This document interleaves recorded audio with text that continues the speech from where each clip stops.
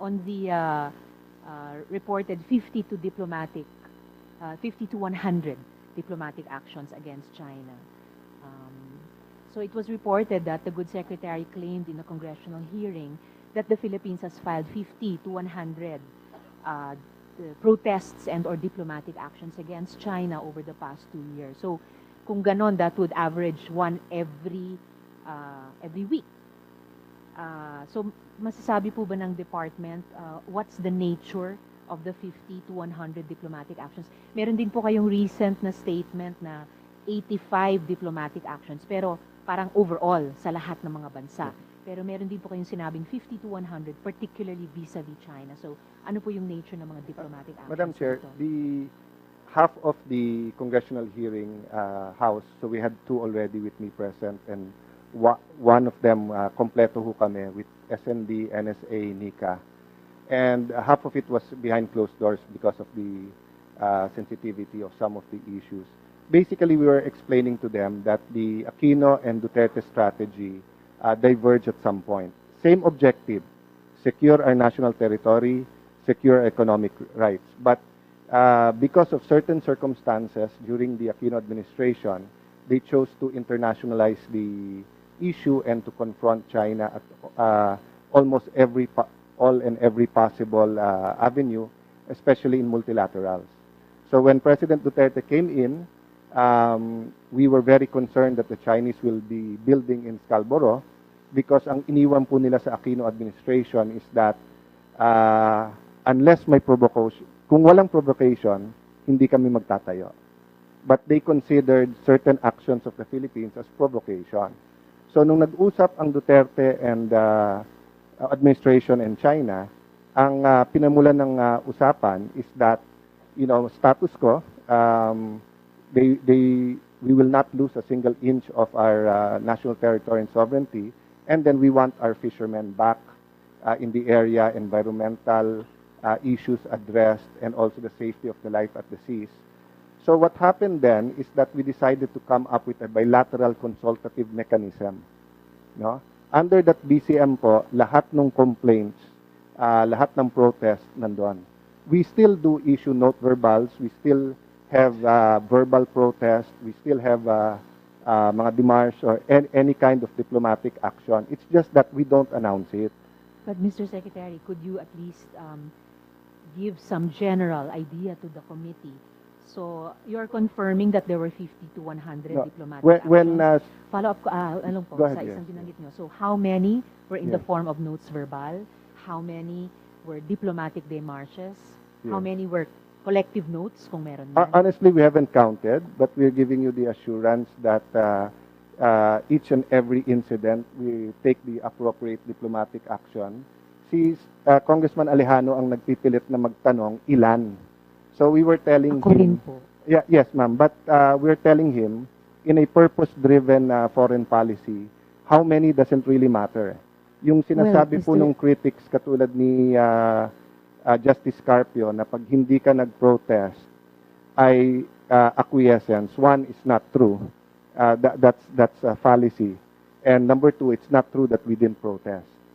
Mr. Secretary, in fact, binabasa ko po itong DFA seeks to be the salt and light for all Filipinos all around the world. Yeah. At meron pong mga key terms dito which my questions Yeah, address. sure. Yung independent foreign policy, yung purpose-driven independent foreign policy, through a principled approach, and our people's desire for a strongly rooted and secure life. Meron din po rito yung preservation and enhancement of national security, and last but not the least, meron din po dito yung protection of territorial integrity, sovereignty, and Yes, sovereign rights, kung saan po naka-enumerate productive engagement with stakeholders on maritime matters, including the WPS, negotiation of a transparent and effective ASEAN-China Code of Conduct in the South China Sea, which there is regional, it's multilateral, hindi lang yung bilateral tulad ng ating consultative mechanism, at saka passage of archipelagic sea lanes and maritime zones bills.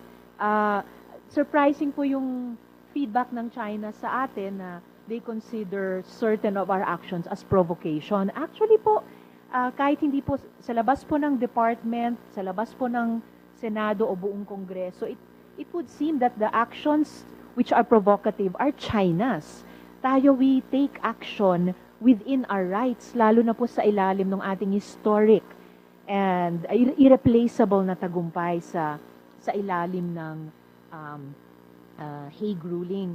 And I can hardly believe po na hindi nyo nabibilang. I mean, you already said publicly 50 to 100 diplomatic actions. So it's hard to imagine Senator, that our department hasn't counted those different Senator, kinds of they asked me protest to actions. estimate, but I explained to them that when the president talks to President Xi, that is a protest.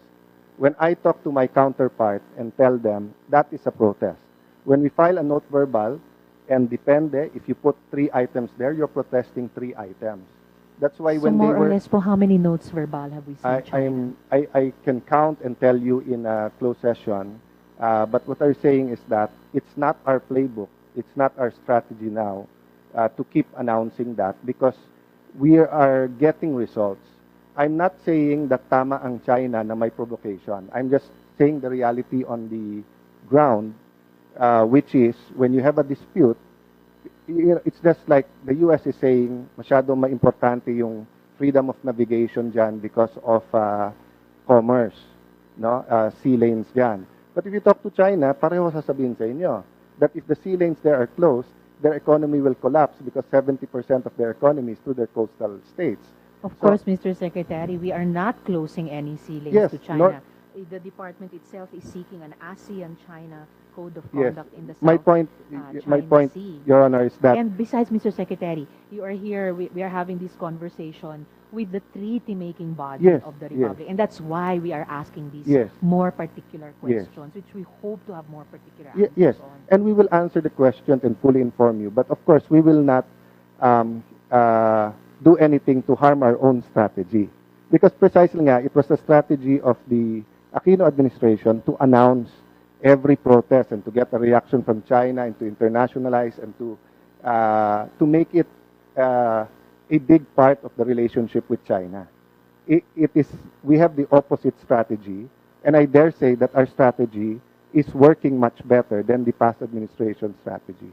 So, Mr. Secretary, what exactly is our strategy in terms of engaging China? And to follow up our earlier discussion, can the department give us the dates and times when these diplomatic actions against China were I can, made? actually, we just got rained out, pero meron pong hearing ang based on several resolutions by the Senate. In a closed hearing, I can show you some and read some of them. And then some of them, of course, are notes because it's verbal or bilaterals, no? But you're asking what strategy. As I said, we confronted China before. And in 2012, we lost control of Scarborough. Now we're talking to them, but now we have co-control of Scarborough. Before, our fishermen were not allowed to fish. Now they can fish. Before, the harvesting of giant clams and the fishing in spawning grounds were allowed. Now we have a tentative agreement and we're all conscious of protecting the environment. Before, yung safety of the life of seas, hindi tayo makapasok sa loob ng mouth ng Scarborough Shoal, dun sa lagoon. Now we can, no? But to give you an example, Senator, no? Mr. Up on the Secretary. screen, just this point on protest, just to disprove the critics, no? Ito po sa screen, yan po ang mga nasa loob ng EEZ natin. Yung may kulay po sa side, no? And I checked, in the 6 years of the Aquino administration, the DFA never protested Malaysia and Vietnam of being in our EEZ. So kung tama yung sinasabi ng mga kritiko, na pag hindi ka nag-protest, give up mo na, tatanggapin ba ng treaty approving body na to, tatanggapin ba ng Senate that we gave up territory to Vietnam and Malaysia?